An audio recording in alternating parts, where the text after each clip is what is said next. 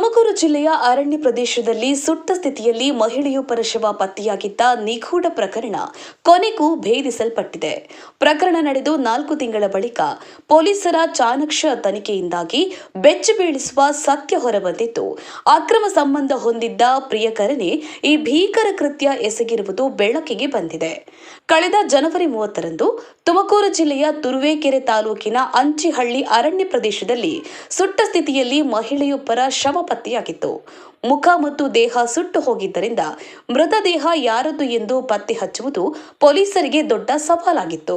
ಇದಕ್ಕೂ ಮುನ್ನ ಜನವರಿ 28ರಂದೇ 26 ವರ್ಷದ ಶ್ವೇತಾ ಎಂಬ ವಿವಾಹಿತ ಮಹಿಳೆ ನಾಪತ್ತೆಯಾಗಿದ್ದಾಳೆ ಎಂದು ಆಕೆಯ ಪತಿ ಪೊಲೀಸರಿಗೆ ದೂರು ನೀಡಿದರು.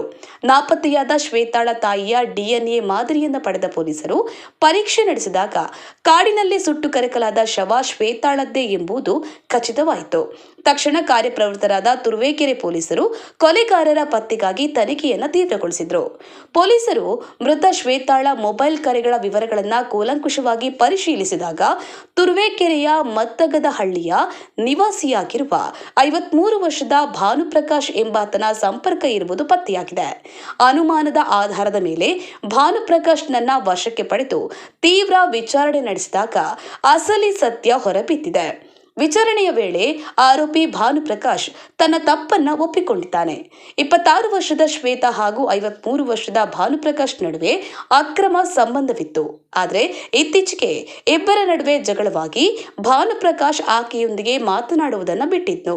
ಇದೇ ಸಮಯದಲ್ಲಿ ಶ್ವೇತಾ ಮತ್ತೊಬ್ಬ ಯುವಕನ ಜೊತೆ ಅಕ್ರಮ ಸಂಬಂಧ ಹೊಂದಿರುವುದು ಭಾನುಪ್ರಕಾಶ್ಗೆ ತಿಳಿದು ಬಂದಿದೆ.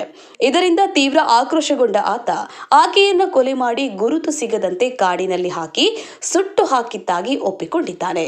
ಸದ್ಯ ಭೀಕರ ಕೊಲೆ ಕೃತ್ಯ ಎಸಗಿದ ಕಿರಾತಕ ಪ್ರಿಯಕರ ಭಾನುಪ್ರಕಾಶ್ನನ್ನ ಪೊಲೀಸರು ಬಂಧಿಸಿ ಜೈಲಿಗಟ್ಟಿದ್ದಾರೆ.